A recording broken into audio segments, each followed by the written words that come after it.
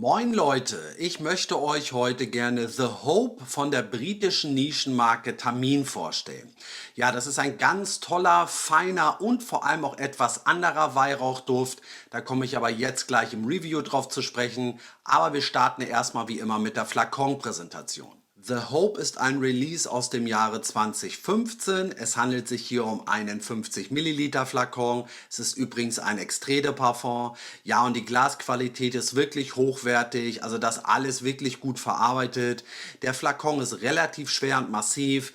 Der Deckel ist ein Magnetdeckel, eine Magnetkappe, hat auch ein gewisses Eigengewicht. Obendrauf ist auch noch ein Logo graviert.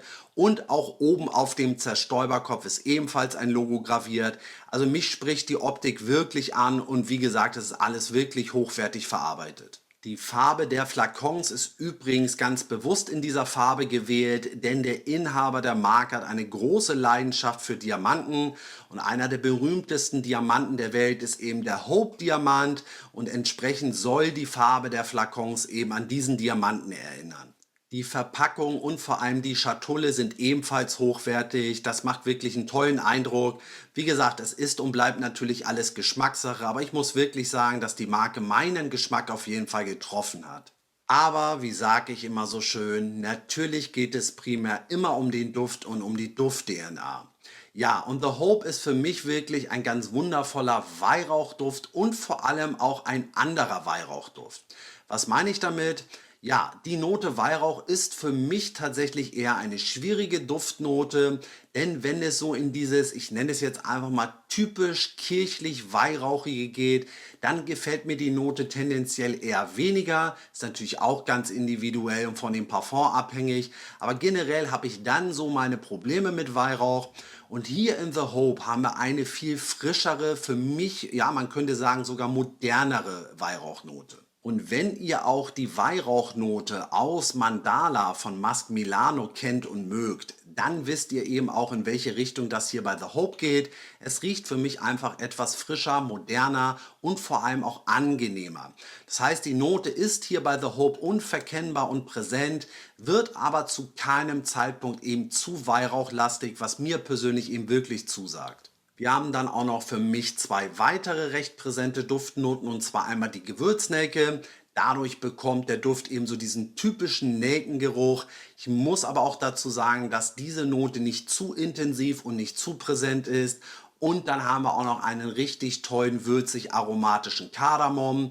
Ich muss aber trotzdem sagen, dass auch wenn man diese Noten ganz klar und deutlich herausriecht, keine Note irgendwie sehr oder überpräsent ist und dass alle Noten wirklich perfekt aufeinander abgestimmt sind.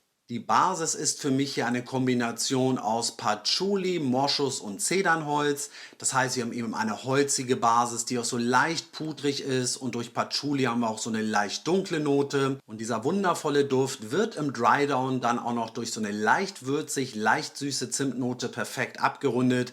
Man muss sowieso sagen, dass die ganzen Noten wirklich toll ineinander verwoben sind. Es ist aber insgesamt auch eher eine subtile Duftkomposition. Das ist also keine DNA, die richtig laut ist, sondern es ist richtig schön weich und angenehm. Ja, abschließend dann nochmal etwas zu der Haltbarkeit. Die ist nämlich richtig gut. Auf meiner Haut hält der Duft mindestens 9 bis 10 Stunden. Auf Klamotten hält der Duft Ewigkeiten.